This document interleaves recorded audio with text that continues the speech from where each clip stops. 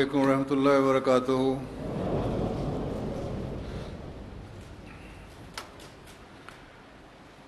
أشهد أن لا إله إلا الله وحده لا شريك له وأشهد أن محمدا عبده ورسوله أما بعد فأعوذ بالله من الشيطان الرجيم بسم الله الرحمن الرحيم الحمد لله رب العالمين الحمد لله رب العالمين الرحمن الرحيم مالك يوم الدين إياك نعبد وإياك نستعين اهدنا الصراط المستقيم صراط الذين أنعمت عليهم غير المغضوب عليهم ولا الضالين۔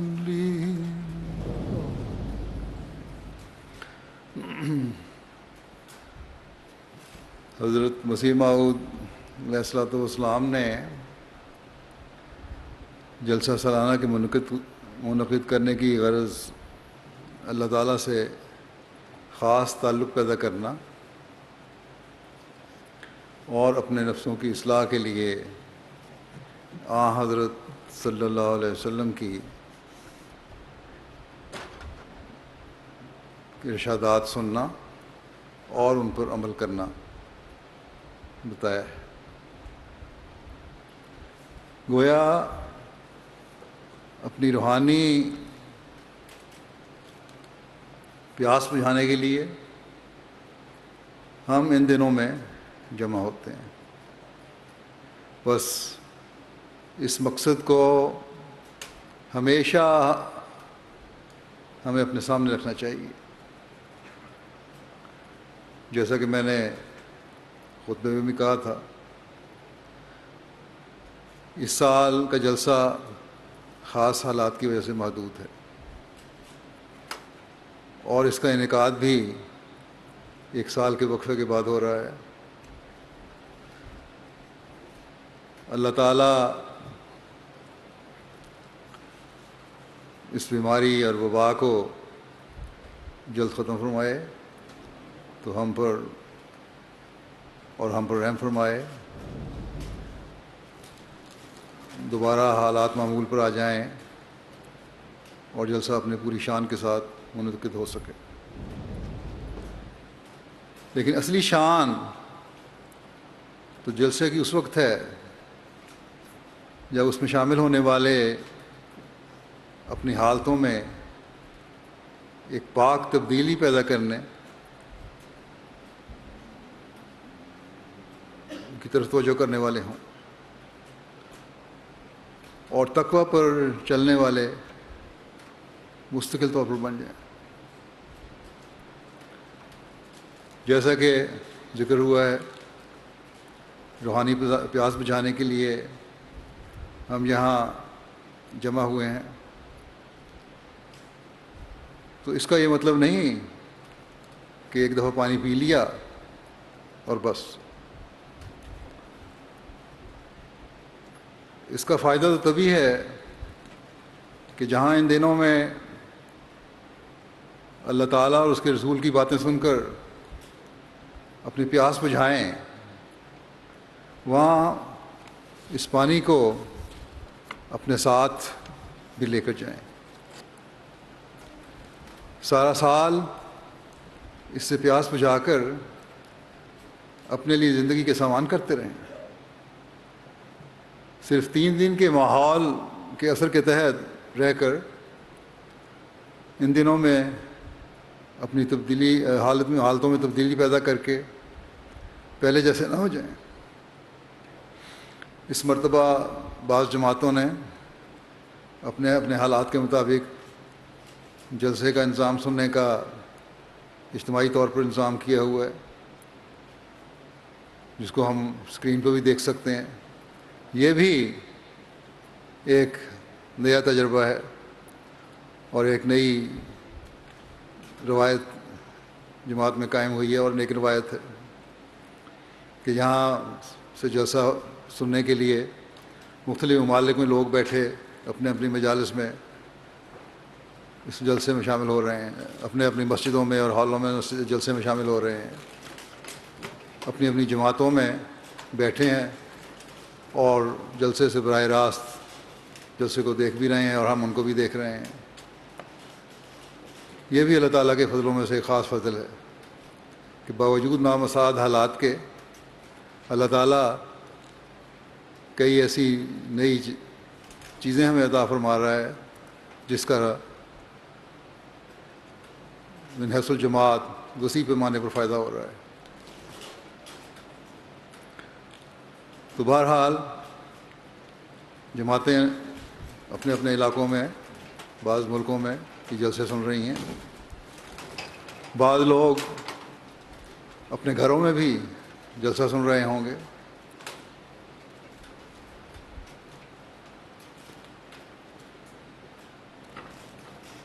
تو اس جلسے کا اثر سب سننے والوں پر ہونا چاہیے، اور ایسا اثر ہونا چاہیے جو مستقل زندگی کا حصہ بن جائے۔ تبھی ہم کہہ سکتے ہیں کہ ہم نے جلسے کی غرض کو پورا کیا ہے۔ اور حضرت مسیح موعود علیہ الصلوۃ والسلام نے اپنی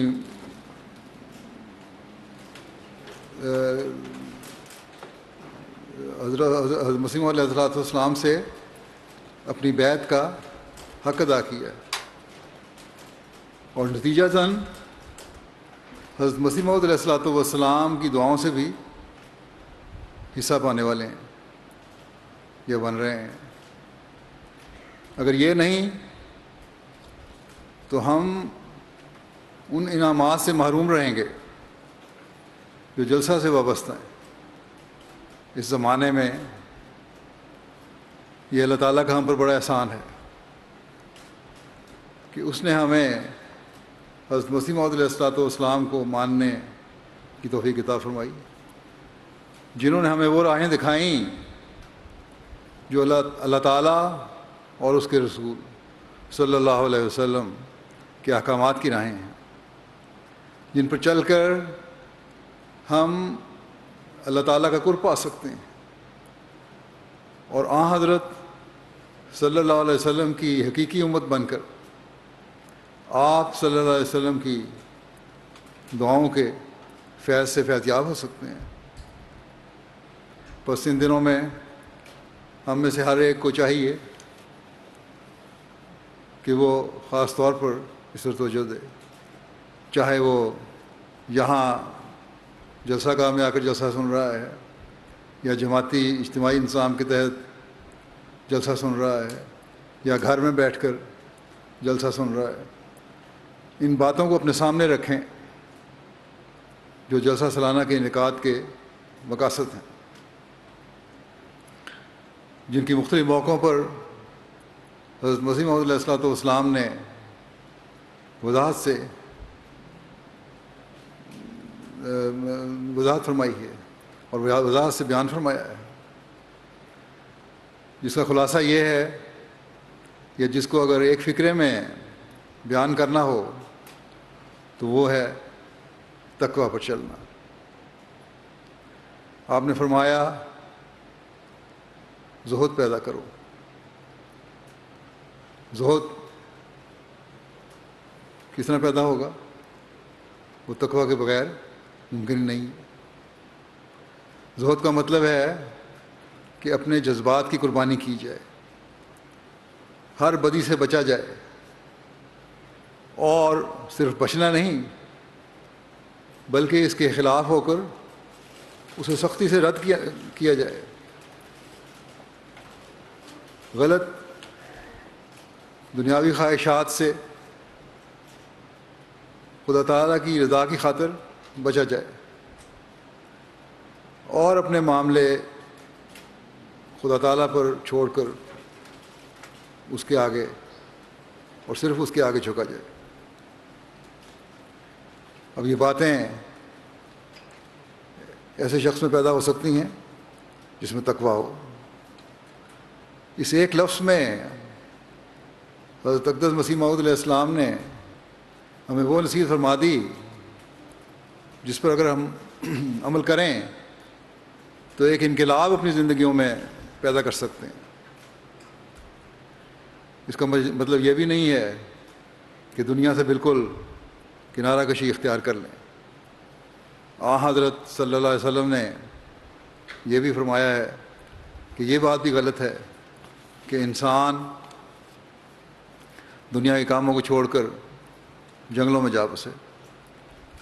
اپنے مال کو ضائع کرنا اور اس کی پرواہ نہ کرنا یہ بھی اسلام میں منع ہے. اپنے رشتوں کے حقوق ادا نہ کرنا یہ بھی اسلام میں منع ہے. زہد کا مطلب ہے کہ دنیا میں رہتے ہوئے سب دنیاوی کاموں کے ساتھ خدا تعالیٰ کی رضا کے لیے اپنے جذبات کی قربانی دی جائے. کوئی دنیاوی خواہش اللہ سے تعلق کی راہ میں روک نہ بنے. اگر اللہ تعالیٰ نے عزت دولت شہرت دی ہے تو وہ اللہ تعالیٰ کے حق اور اس کے بندوں کے حق ادا کرنے میں خرچ ہو. اسی مضمون کو بیان فرماتے ہوئے حضرت اقدس مسیح موعود علیہ السلام نے فرمایا ہے کہ دنیا کے کاروبار میں پڑھ کر بھی اپنے دین کو مقدم رکھے. یہ حقیقی مومن کی نشانی ہے. دنیا کے کاروبار ہوں لیکن وہ اصل مقصود نہ بن جائیں.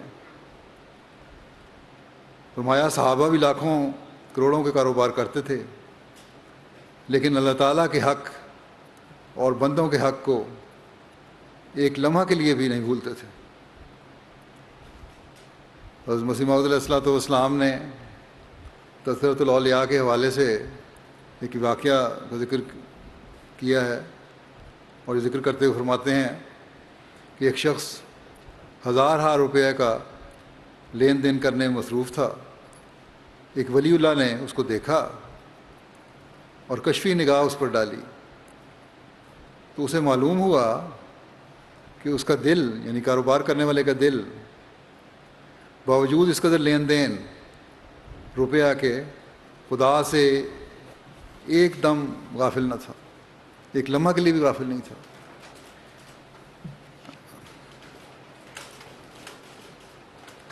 فرمایا کہ ایسے ہی آدمیوں کے متعلق خدا تعالیٰ نے فرمایا ہے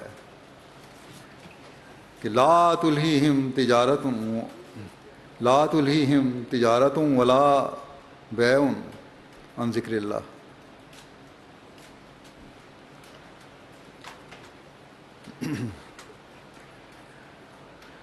کوئی تجارت اور خرید و فروخت ان کو غافل نہیں کرتی. اور انسان کا کمال بھی یہی ہے کہ اپنے آپ کو دنیاوی کاروبار میں بھی مصروف رکھے اور پھر خدا کو بھی نہ بھولے. آپ نے فرمایا وہ فقیر جو دنیاوی کاموں سے گھبرا کر گوشہ نشین بن جاتا ہے وہ ایک کمزوری دکھلاتا ہے. اسلام میں رہبانیت نہیں. ہم کبھی نہیں کہتے کہ عورتوں کو اور بال بچوں کو ترک کر دو اور دنیاوی کاروبار چھوڑ دو. نہیں, بلکہ ملازم کو چاہیے کہ وہ اپنی ملازمت کے فرائض ادا کرے اور تاجر اپنی تجارت کے کاروبار کو پورا کرے لیکن دین کو مقدم رکھے. یہ ہے اصل زہد. بس ہمیں دیکھنا چاہیے کہ کیا ہم اس زہد کے معیار حاصل کرنے کی کوشش کرنے والے ہیں اور یہ باتیں اس وقت پیدا ہوں گی جب تقویٰ ہوگا، جب ہم اللہ تعالیٰ کی رضا کی خاطر لغویات سے پرہیز کرنے والے ہوں گے،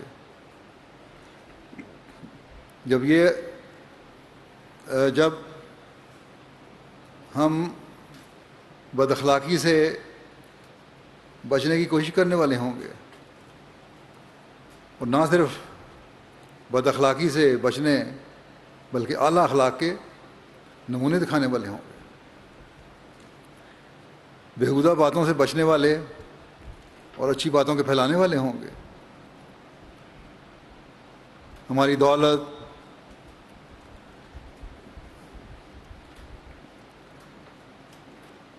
ہمارے اور ہمارے بھائی کے درمیان دوریاں پیدا کرنے والی نہیں، بلکہ محبت اور بھائی چارے کو فروغ دینے والی ہوگی۔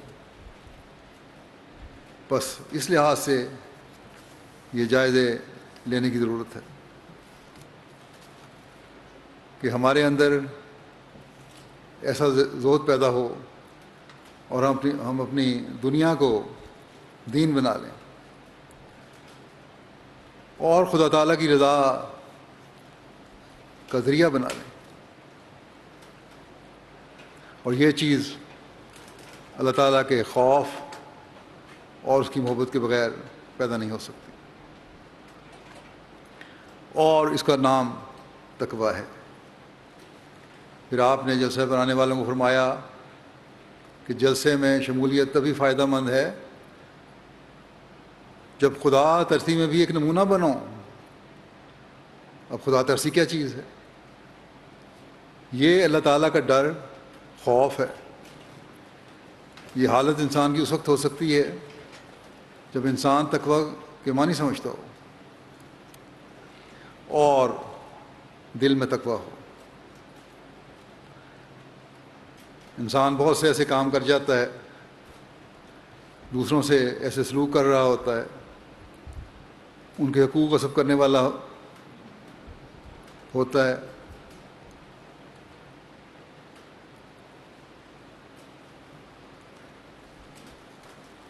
ان کاموں کی وجہ سے، اور اس کو پتہ نہیں لگ رہا ہوتا کہ میں کیا کر رہا ہوں، یا پتہ لگ بھی رہا ہوتا ہے تو شیطان کے دھوکے میں آ جاتا ہے۔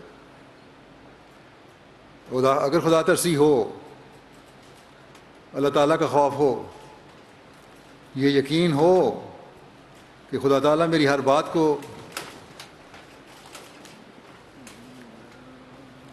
سن رہا ہے اور میرے ہر فعل کو دیکھ رہا ہے، اور غلط باتوں اور غلط کاموں کی وہ سزا بھی دیتا ہے، تو انسان کے دل میں خدا ترسی تبھی پیدا ہوتی ہے جب بھی وہ کسی کے حق مارنے کی کوشش کرے گا تو یہ بات سامنے آ جائے گی کہ خدا تعالیٰ مجھے اس غلط کام پر پکڑ سکتا ہے، اور یہی خدا ترسی اسے دوسروں کے حق مارنے سے بھی بچائے گی۔ بس اس گہرائی سے خدا ترسی کے مضمون کو سمجھنے کی ضرورت ہے، اور حضرت مسیح موعود علیہ الصلوۃ والسلام عام خدا ترسی کی بات نہیں کر رہے، بلکہ فرماتے ہیں کہ اس کے معیار اتنے بلند ہوں کہ تم ایک نمونہ بن جاؤ۔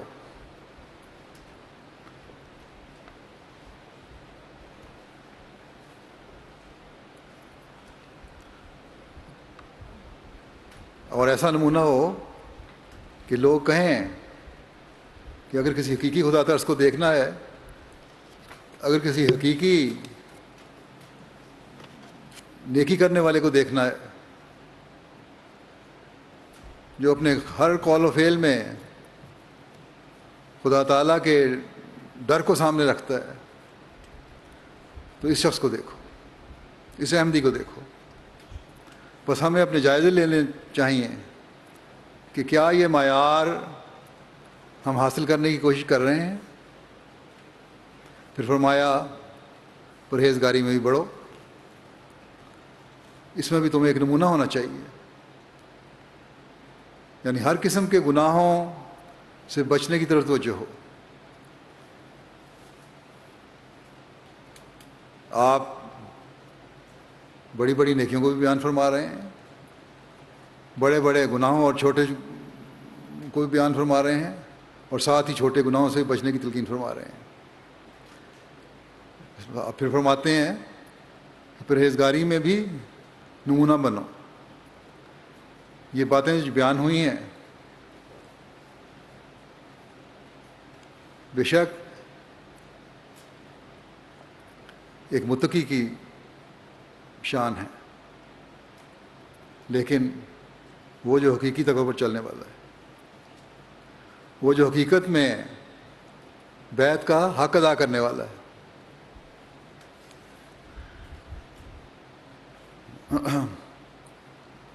اس وقت تک حق ادا نہیں کر سکتا جب تک پرہیزگاری میں بھی نمونہ نہ بن جائے۔ خود اپنے اندر جھانک کر دیکھے کہ کیا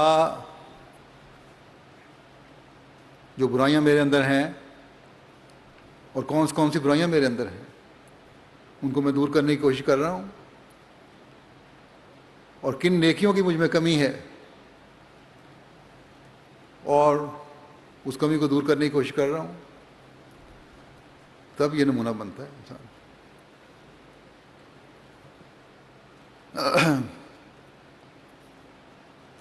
جلسے پر آئے ہیں تو اس بات کا بھی جائزہ لیں، تبھی حقیقی فائدہ جلسہ سے اٹھا سکتے ہیں۔ اس باریکی سے اپنے جائزے لینے کی طرف توجہ دلانے کے بعد پھر ایک اعلیٰ خلق کی طرف توجہ دلائی آپ نے کہ نرم دلی اختیار کرو۔ پرہیزگاری کے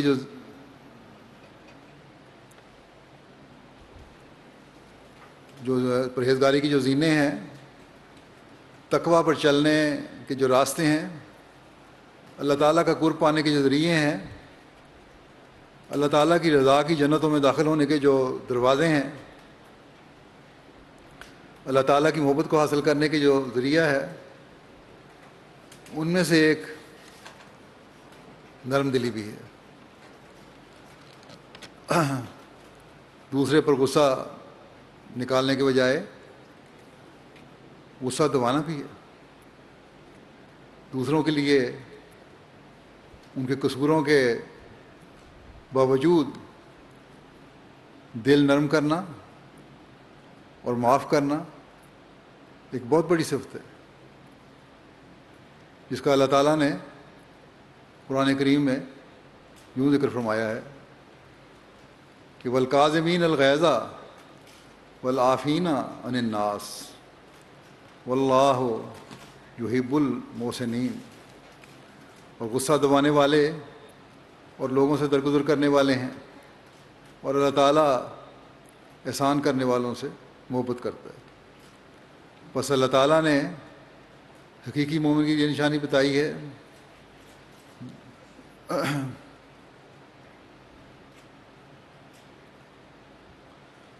جو اس طرح اپنی حالتوں میں تبدیلی پیدا کرے۔ جو مومن نہیں، وہ یہ معیار قائم ہی نہیں کر سکتا۔ اللہ تعالیٰ کا خوف رکھنے والا اور نرم دل ہی ہے جو خدا تعالیٰ کی خاطر غصے کو دبائے، اپنے بھائی سے درگزر کرے۔ دنیا دار آدمی شاذ کے طور پر نظر آ جائیں جو اس صفت کا حامل ہے، ورنہ نہیں نظر آتے ہمیں۔ بس یہ معیار ہم میں سے ہر ایک کو دکھانے چاہیے۔ ذرا ذرا سے معاملات پر ہم جھگڑے کھڑے کر لیتے ہیں اور بدلہ اور انتقام لینے کی کوشش کرتے ہیں، لیکن اللہ تعالیٰ فرماتا ہے کہ یہ تو مومن کی شان نہیں ہے. مومن کی شان تو یہ ہے کہ وہ درگزر کرے، معاف کرے، اپنے غصے کو دبائے، اور پھر اللہ تعالیٰ اس کے بدلے میں کتنا بڑا احسان کرتا ہے کہ تم نے جو اپنے بھائی پر احسان کیا ہے اس کے بدلے میں تم پر یہ احسان کرتا ہوں کہ تم سے محبت کرتا ہوں. بس جائز غصے کو بھی خدا تعالیٰ کی رضا کے لیے دبانا اور دوسرے پر احسان کرنا اللہ تعالیٰ کو اس قدر پسند ہے کہ اللہ تعالیٰ فرماتا ہے کہ میں اس سے محبت کرتا ہوں. ہاں، جہاں اللہ تعالیٰ کی عزت اور غیرت کا سوال آئے، جہاں اس کے رسول کی عزت اور غیرت کا سوال آئے، وہاں غیرت بھی دکھانی چاہیے. لیکن ذرا ذرا سی باتوں پر غصے اور لڑائیاں اور انتقام، یہ غلط ہے. بس جس کو اللہ تعالیٰ کی محبت مل جائے اسے اور کیا چاہیے. اللہ تعالیٰ کی محبت تو انسان کو جنت میں لے جانے کا باعث بن جاتی ہے، اس کی زندگی کو نیکیوں سے بھرنے والی بن جاتی ہے. بس اپنے بھائیوں سے درگزر کرنا، اپنے معاملات کو بلا وجہ طول دینا کہ وہ قضاء اور عدالتوں میں چلے جائیں، سوائے معاشرے میں فساد اور جھگڑوں کے کچھ نہیں پیدا کرتے.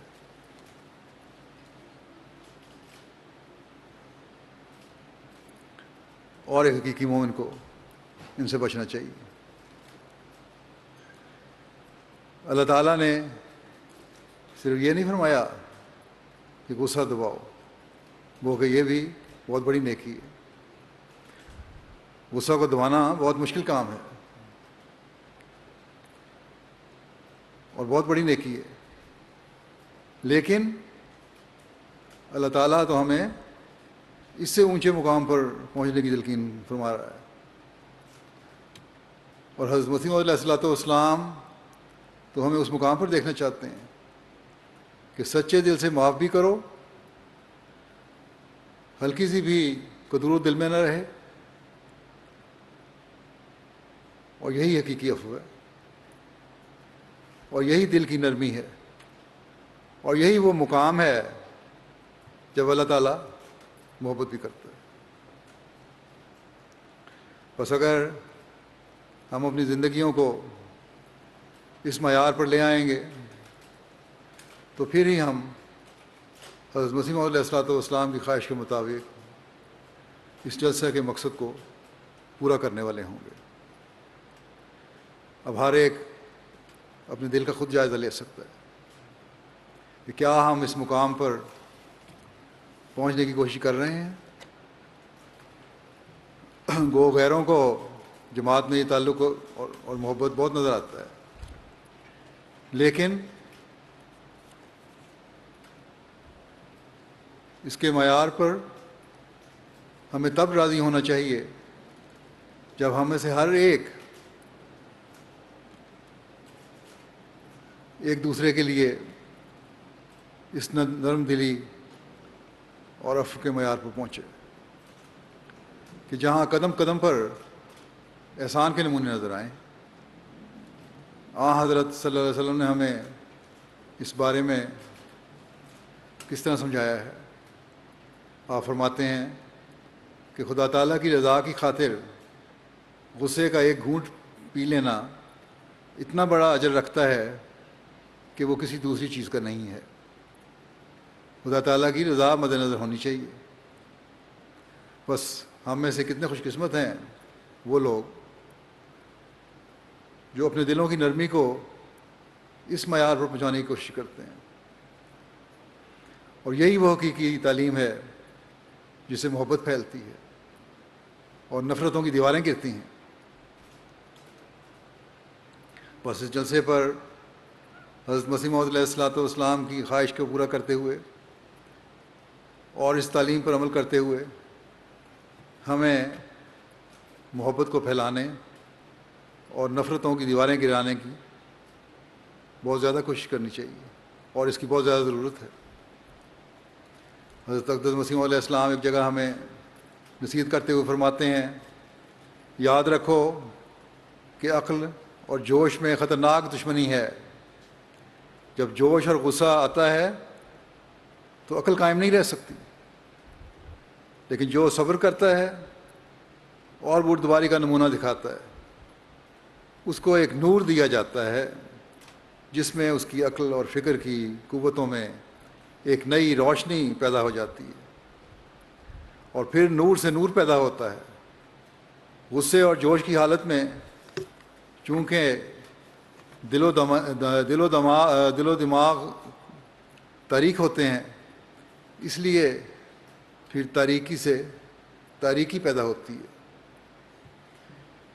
پھر ایک موقع پر آپ نے فرمایا، یاد رکھو جو شخص سختی اور غضب میں آ جاتا ہے اس کی زبان سے معرفت اور حکمت کی باتیں ہرگز نہیں نکل سکتی۔ وہ دل حکمت کی باتوں سے محروم کیا جاتا ہے جو اپنے مقابل کے سامنے جلد طیش میں آ کر آپے سے باہر ہو جاتا ہے۔ گندا دہن اور بے لگام کے ہونٹ لطائف کے چشمے سے بے نصیب اور محروم کیے جاتے ہیں۔ نیکی کی باتیں اور معرفت کی باتیں اس کے منہ سے نہیں نکلتی، وہ محروم ہو جاتا ہے ان باتوں سے۔ فرمایا غضب اور حکمت دونوں جمع نہیں ہو سکتے۔ جو مغضوب الغضب ہوتا ہے اس کی عقل موٹی اور فہم کند ہوتا ہے، اس کو کبھی کسی میدان میں غلبہ اور نصرت نہیں دیے جاتے۔ غضب نصف جنون ہے، جب زیادہ بھڑکتا ہے تو پورا جنون ہو جاتا ہے۔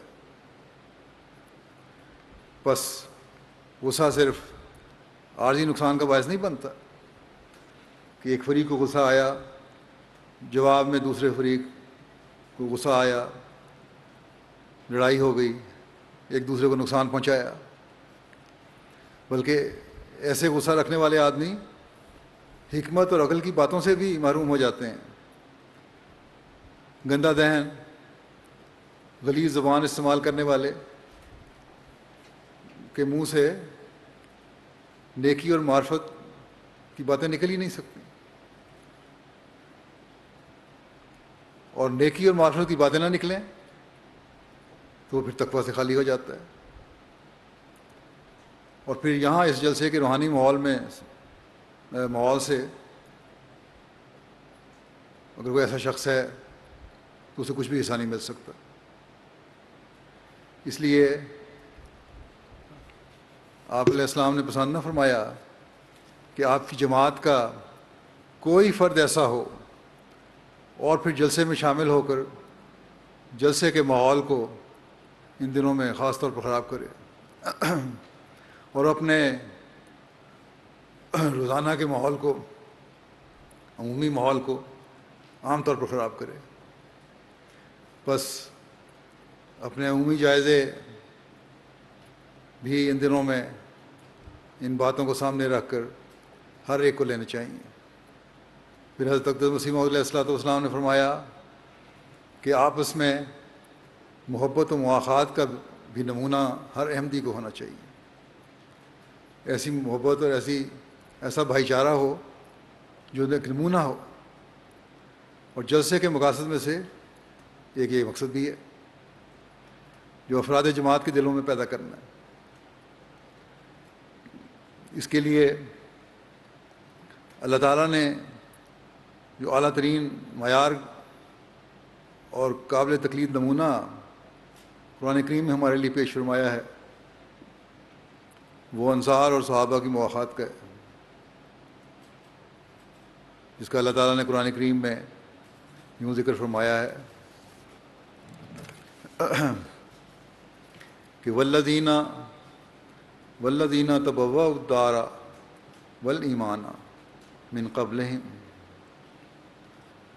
یحبون من ہاجر الیہم ولا یجدون فی صدورہم حاجۃ فی صدورہم حاجۃ مما اوتوا ویؤثرون علی انفسہم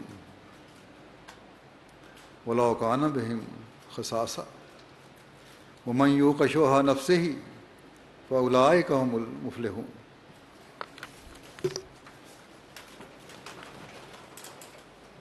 اور اسی طرح وہ مال ان لوگوں کے لیے بھی ہے جو مدینہ میں پہلے سے رہتے تھے اور مہاجرین کے آنے سے پہلے ایمان قبول کر چکے تھے اور ان سے محبت کرتے تھے، جو ان کی طرف ہجرت کر کے آئے اور اپنے دلوں میں اس مال کی کوئی خواہش نہیں رکھتے تھے جو ان کو دیا گیا تھا، اور باوجود اس کے کہ خود غریب تھے مہاجرین کو اپنے نفسوں پر ترجیح دیتے تھے، اور جن لوگوں کو اپنے نفس کے بخل سے محفوظ رکھا جائے ایسے تمام لوگ بامراد ہونے والے ہیں۔ بس یہ تھے وہ لوگ جن کے نمونے پر چلنے کے لیے حضرت صلی اللہ علیہ وسلم نے ہمیں تلقین فرمائی۔ ایسی محبت اور ایسی مواخات تھی، ایسا بھائی چارہ تھا کہ اپنے اوپر تنگی وارد کر کے بھی اپنے بھائیوں کے لیے قربانی کرنے کو تیار تھے، بلکہ ایسے تھے جو اپنی جائیدادوں کے ایک حصہ کو مہاجرین کو پیش کرنے کے لیے تیار تھے، اور بلکہ پیشکش کر دی تھی، بلکہ بعض تو اس انتہا تک پہنچ گئے تھے کہ جن کی ایک سے زائد بیویاں تھیں وہ ایک بیوی کو طلاق دے کر اپنے مہاجر بھائی سے اس کی شادی کروانے کی پیشکش کر رہے تھے۔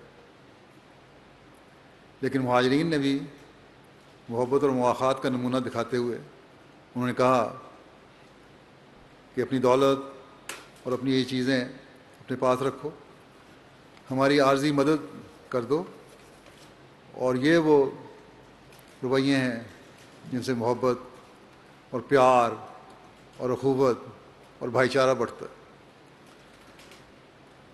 کہ کسی فریق نے بھی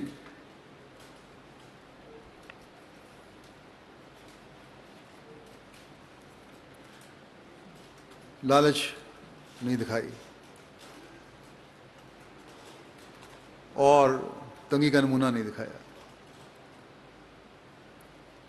آج کل تو بعض ایسے لوگ ہیں جو اپنے سگے بہن بھائیوں کی بھی جائیداد کے حصے غصب کرنے کی کوشش کرتے ہیں، اور پھر مقدمہ بازیاں ہوتی ہیں۔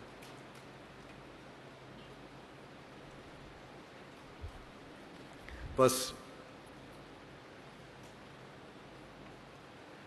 حسین اسلامی معاشرہ جو حضرت مسیح موعود علیہ الصلوۃ والسلام قائم کرنے کے لیے آئے تھے، جس کا نمونہ ہمیں صحابہ میں نظر آتا ہے، اور آپ علیہ السلام نے فرمایا کہ تم بھی وہ نمونہ بنو، اس حسین معاشرے کے پیدا کرنے کے لیے کی تربیت کے لیے ان جلسوں کا انعقاد آپ نے فرمایا تھا کہ ان دنوں میں محبت پیار کے پھیلانے اور قربانی کرنے کی تربیت حاصل کرو۔ حضرت مسیح موعود علیہ الصلوۃ والسلام نے ایک موقع پر فرمایا کہ تم آپس میں ایسے ہو جاؤ جیسے ایک ماں کے پیٹ سے دو بھائی۔ وہ بعض دفعہ سگے بھائی بھی اس رشتہ اخوت کو نہیں نبھاتے، لیکن عموماً سگے بھائی اس رشتہ اخوت کو ہر طرح نبھانے کی کوشش کرتے ہیں، اور یہ سب کچھ بھائی چارے اور پیار کے رشتے کو نبھانا خدا تعالیٰ کی خاطر ہو۔ ہر فعل ایک مومن کا جو بھی ہوتا ہے وہ خدا تعالیٰ کی خاطر ہو، تبھی یہ تقویٰ ہے۔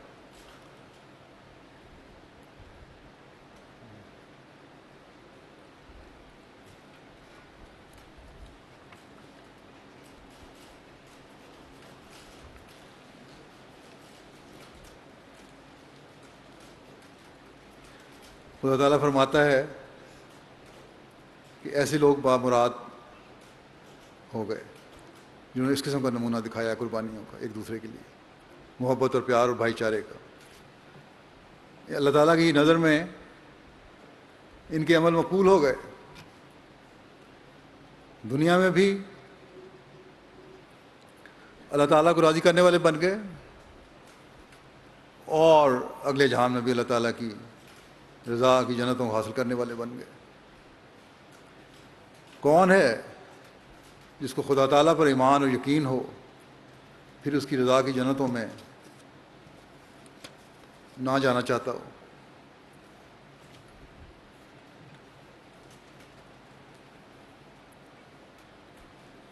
کوئی حقیقی ایمان والا یہ کبھی نہیں چاہے گا کہ وہ خدا تعالیٰ کی خوشنودی حاصل نہ کرے۔ بس اس کے حصول کے لیے ہمیں یہ نمونے قائم کرنے کی ضرورت ہے۔ حضرت صلی اللہ علیہ وسلم نے فرمایا کہ اللہ تعالیٰ قیامت کے دن فرمائے گا کہ کہاں ہیں وہ لوگ جو میرے جلال اور میری عظمت کے لیے ایک دوسرے سے محبت کرتے تھے، آج جب کہ میرے سائے کے سوا کوئی سایہ نہیں ہے، میں انہیں اپنے سایہ رحمت میں جگہ دوں گا۔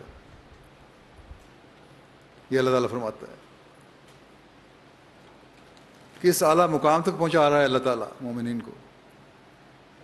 اللہ تعالیٰ آپس میں محبت و اخوت کے رشتے کو نبھانے والوں کو کس قدر احسان ہے اس کا۔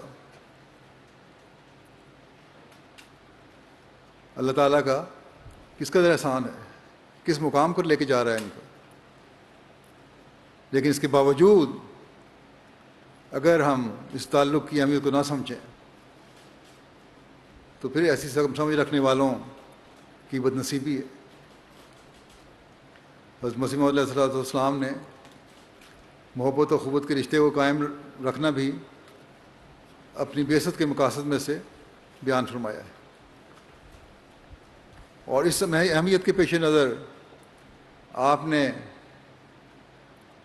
اپنے جلسہ سالانہ کے مقاصد میں بھی اسے رکھا ہے۔ بس ہمیں چاہیے کہ آپس کی رنجشوں اور شکووں کو ختم کر کے محبت اور پیار کی فضا کو قائم کریں، اور وہ حقیقی مومن بنیں اور ایسے نمونے قائم کریں جس طرح کے نمونے صحابہ نے ہمارے سامنے رکھے تھے۔ اپنی جھوٹی اناؤں اور غیرتوں کو دفن کر دیں۔ پھر آپ نے فرمایا کہ جلسہ پر آنے والے، اس میں شامل ہونے والے اپنے اندر انکسار اور عاجزی کی عادت بھی پیدا کریں۔ اللہ تعالیٰ کے کو انکسار اور عاجزی بہت پسند ہے۔ حضرت مسیح موعود علیہ السلام کو بھی ایک موقع پر اللہ تعالیٰ نے الہاماً فرمایا کہ تیری عاجزانہ راہیں اسے پسند آئیں۔ بس اگر اللہ تعالیٰ کی رضا کی راہیں تلاش کرنی ہیں تو پھر عاجزانہ راہوں کی تلاش کرنی ہوگی۔ قرآن کریم میں بھی اس طرح توجہ دلاتے ہوئے اللہ تعالیٰ نے فرمایا ہے وَلَا تُصَعِّرْ خَدَّكَ لِلنَّاسِ وَلَا تَمْشِ فِي الْأَرْضِ مَرَحًا إِنَّ اللَّهَ لَا يُحِبُّ كُلَّ مُخْتَالٍ فَخُورٍ۔ اور اپنے گال غصہ سے لوگوں کے سامنے مت پھلا، اور زمین پہ تکبر سے مت چل۔ اللہ کسی بھی شیخی کرنے والے اور فخر کرنے والے سے پیار نہیں کرتا۔ بس اگر اللہ تعالیٰ کا پیار حاصل کرنا ہے تو عاجزی پیدا کرو۔ حضرت مسیح موعود علیہ السلام اپنے ایک شعر میں فرماتے ہیں بدتر بنو ہر ایک سے اپنے خیال میں، شاید کہ اس سے دخل ہو دارالوصال میں۔ بس اصل مقام انسان کو اپنی بڑائی بیان کرنے یا فخر سے گردن اکڑانے یا دوسروں پر اپنی برتری ثابت کرنے سے نہیں ملتا، بلکہ خدا تعالیٰ کے قرب کا مقام عاجزی اختیار کرنے سے ملتا ہے۔ حضرت اقدس مسیح موعود علیہ السلام ایک موقع پر فرماتے ہیں کہ تکبر کئی قسم کا ہوتا ہے۔ کبھی یہ آنکھ سے نکلتا ہے جبکہ دوسرے کو گھور کر دیکھتا ہے، تو اس کے یہی معنی ہوتے ہیں کہ دوسرے کو حقیر سمجھتا ہے۔ اور اپنے آپ کو بڑا سمجھتا ہے. کبھی زبان سے نکلتا ہے اور کبھی اس کا اظہار سر سے ہوتا ہے اور کبھی ہاتھ اور پاؤں سے بھی ثابت ہوتا ہے. غرض ہے کہ تکبر کے کئی چشمے ہیں اور مومن کو چاہیے کہ ان تمام چشموں سے بچتا رہے اور اس کا کوئی عضو ایسا نہ ہو جس سے تکبر کی بو آوے اور وہ تکبر ظاہر کرنے والا ہو. فرمایا بہت سے آدمی اپنے آپ کو خاکسار سمجھتے ہیں، کہتے ہیں ہم بڑے خاکسار ہیں، لیکن ان میں بھی کسی نہ کسی نوع کا تکبر ہوتا ہے. اس لیے تکبر کی باریک در باریک قسموں سے بچنا چاہیے. بعض وقت یہ تکبر دولت سے پیدا ہوتا ہے. آپ فرماتے ہیں بعض وقت یہ تکبر دولت سے پیدا ہوتا ہے. دولت مند متکبر دوسرے کو کنگال سمجھتا ہے اور کہتا ہے کہ یہ کون ہے جو میرا مقابلہ کرے. بعض اوقات خاندان اور ذات کا تکبر ہوتا ہے اور سمجھتا ہے میری ذات بڑی ہے اور یہ چھوٹی ذات کا ہے. بعض وقت تکبر علم سے بھی پیدا ہوتا ہے. ایک شخص غلط بولتا ہے تو یہ فوراً پکڑتا ہے اور شور مچاتا ہے کہ اس کو تو ایک لفظ بھی صحیح بولنا نہیں آتا.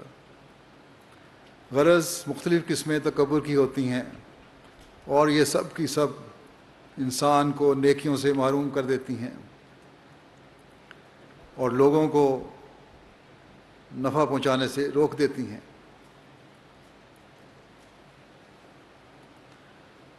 ان کی وجہ سے، اس تکبر کی وجہ سے لوگوں کو فائدہ پہنچا ہی نہیں سکتا انسان، پھر محروم رہ جاتا ہے. فرمایا ان سب سے بچنا چاہیے.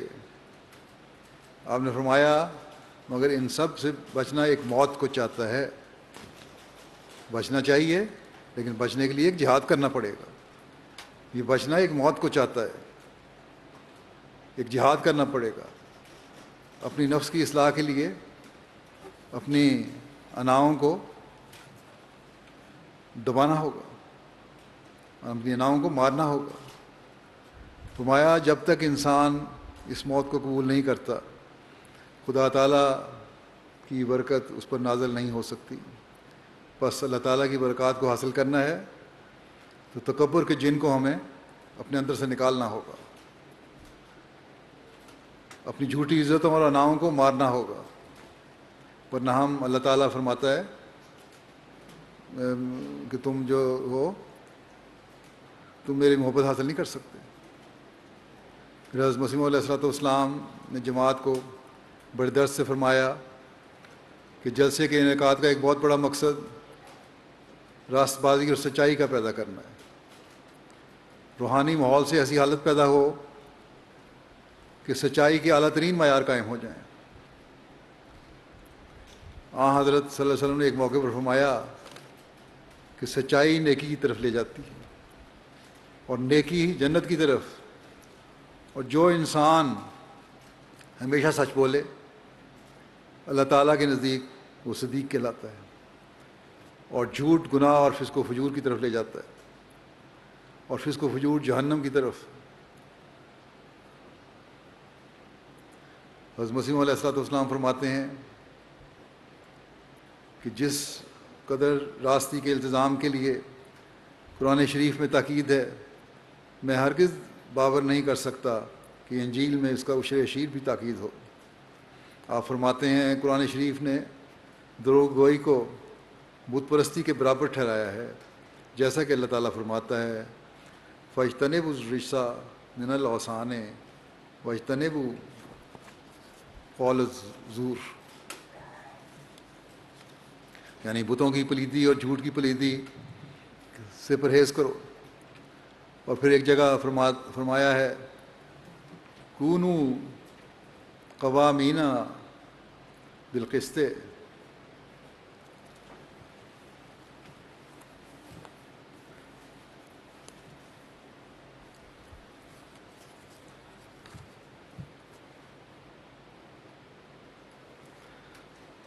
کونو قوامین بالقسط.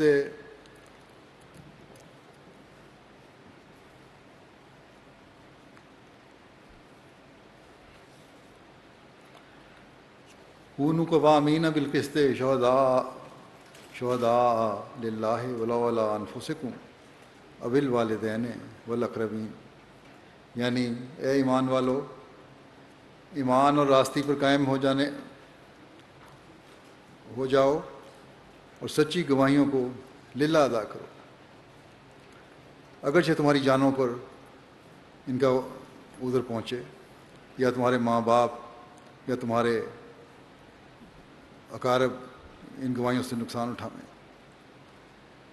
بس اگر یہ معیار ہماری سچائیوں کے قائم ہو جائیں تو بہت سے گھریلو مسائل حل ہو جائیں۔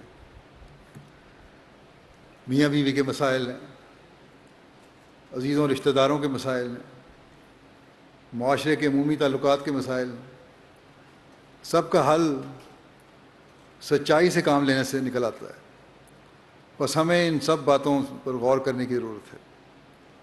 اگر ہم حضرت مسیح موعود علیہ السلام کی خواہش کے مطابق یہ اعلیٰ اخلاق اپنا لیں اور برائیوں سے بچ جائیں تو ایک پاک اور حسین معاشرے کا قیام ہم کر سکتے ہیں۔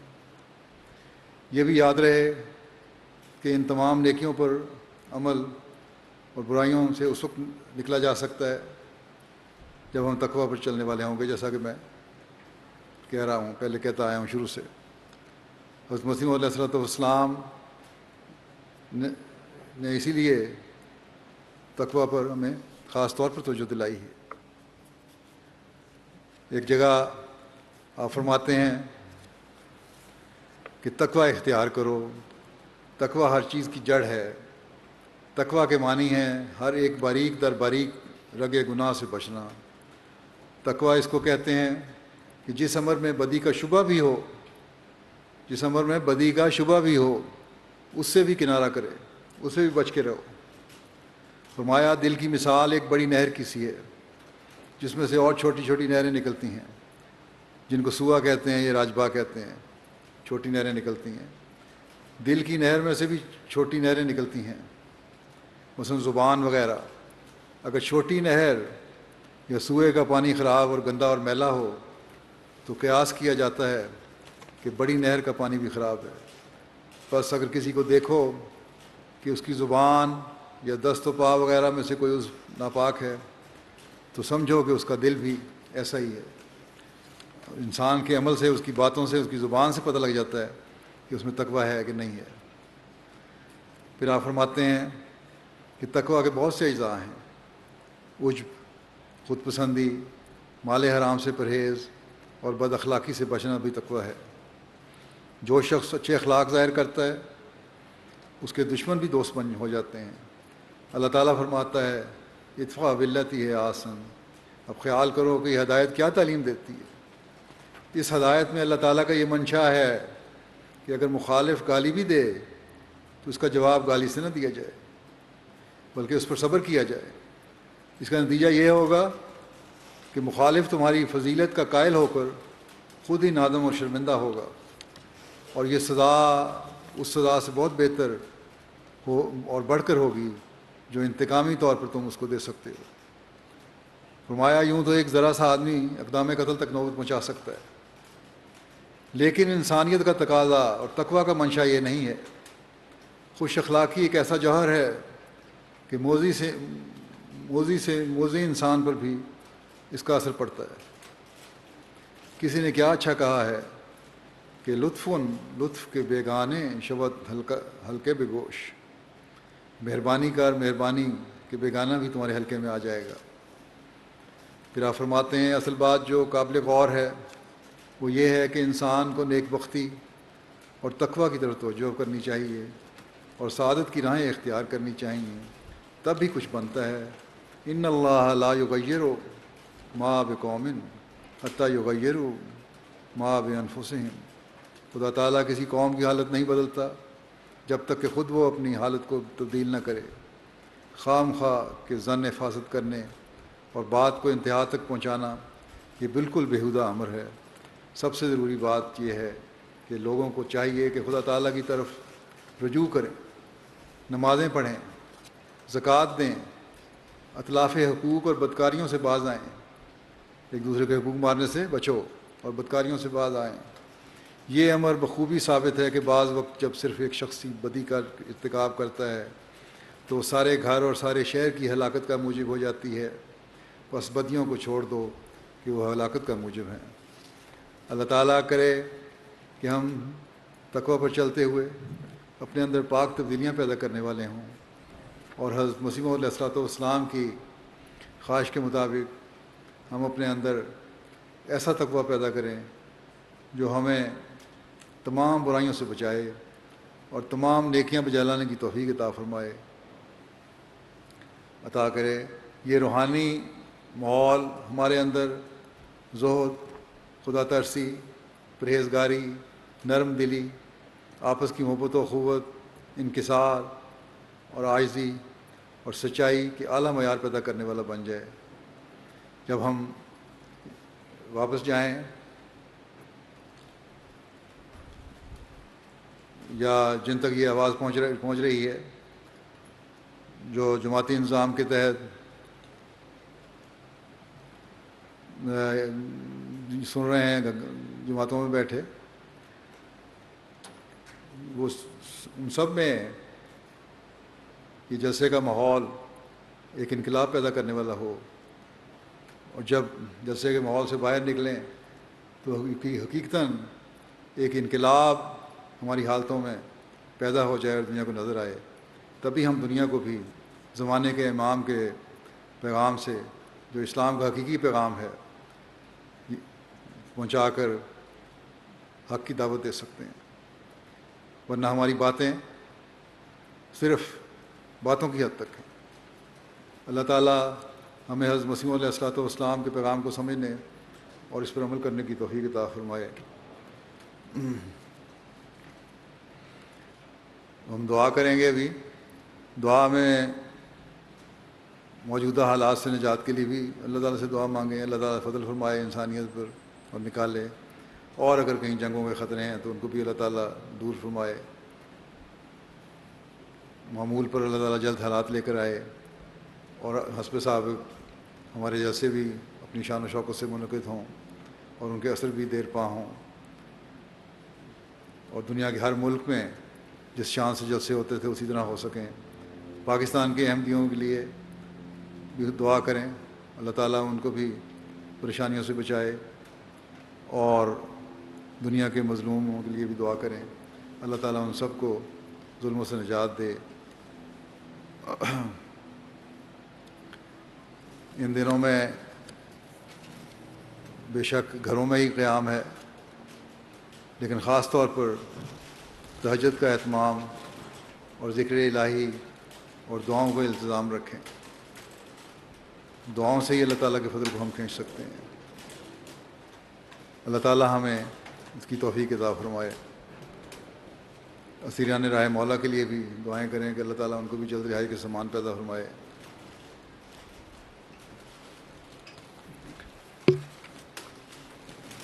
دعا کر لیں۔